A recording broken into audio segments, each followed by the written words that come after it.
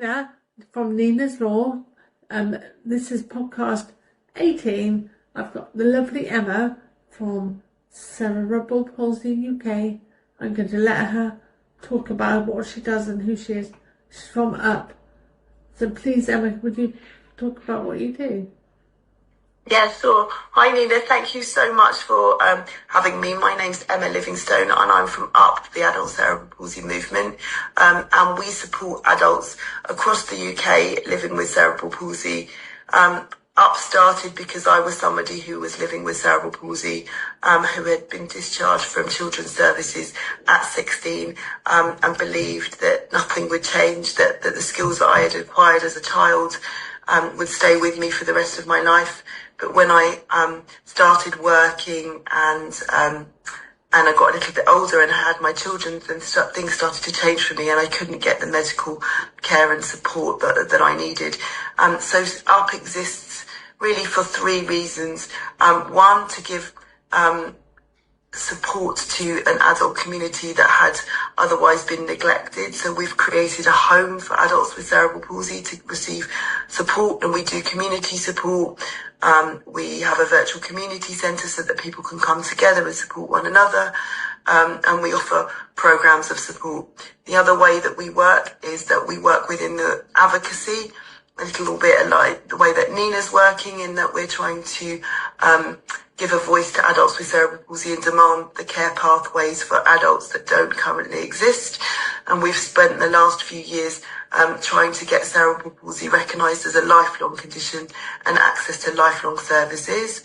And the third way that we we're working with our research colleagues and with our medical colleagues to educate and train our medical community about what cerebral palsy looks like in adulthood and some of the consequences of ageing with cerebral palsy. So the decline in mobility that we can have from the age of 30, so that the issues around fatigue, the issues around pain, the issues around sleep, our risk factors for health conditions like cardiovascular disease, and also in terms of our mental health, there is a higher level of issues around mental health and anxiety within our community. So we want to both support the community, but also campaign for the services that we need so that we can all live well with cerebral palsy. Is it quite a large community of people with cerebral palsy? Yeah, you wouldn't believe it because of our visibility, but there is 130,000 adults in the UK that have cerebral palsy, which is an equivalent size to MS and to Parkinson's. Obviously, it's a child onset disability, so if you include the children into those statistics, you're looking at about 165,000 people in the UK. It's the largest physical child onset disability, and when I say child onset, that means it starts in childhood. You're diagnosed if you have an issue that is diagnosed from prenatal, postnatal up to the age of 2 years old. You'll get a label of cerebral palsy, and obviously that looks like something different for everybody that has cerebral palsy. It depends on the type of brain injury that you've suffered during that period of time. Is it so you're born with it? How do they diagnose it? So now it would usually be routinely by an MRI. Right. But what you'd see is that your developmental milestones you might not be achieving. So I didn't walk till I was 2, and when I wasn't hitting those milestones, then somebody got interested that I wasn't doing the things that I should be doing, so I had an MRI. Sometimes you get issues whereby people will know very early because you're preterm babies, and they can see from the way that you're moving that you have an injury. So there's lots and lots more evidence and people being interested in why cerebral palsy happens now, and also what it looks like across the lifespan. Is it a neurological disease? Yes, so it's a brain injury. So it's a neurological disease, yeah.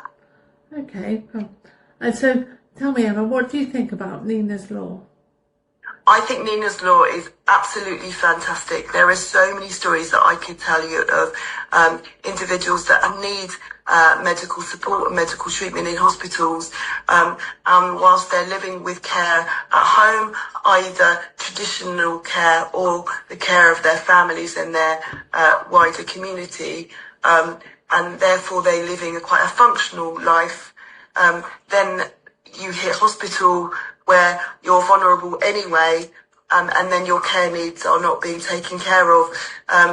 Your basic needs may be taken care of, but those individual needs and that understanding of what you are and what you aren't able to do, the way that you move, the way that you eat and drink, all might be different, and it's all very personalised. And to have somebody with you who knows you and understands you is really important. And the other thing I would say is, I always say to my husband, is that once they put the ID bracelet on your wrist in hospital, you're their property, and therefore it's very difficult to advocate for yourself when you're the patient in the bed. So to have even though you might be completely capable of advocating outside those environments, once you're in hospital, it seems much more difficult to get your voice heard, and having somebody that knows you, who understands you and can support you to advocate, or can be your voice in some situations, is really useful.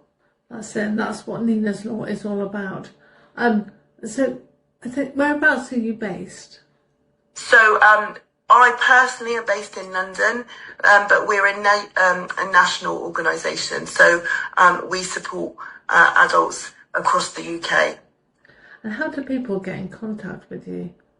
So we have a website, and we have an email, and we also have a telephone number.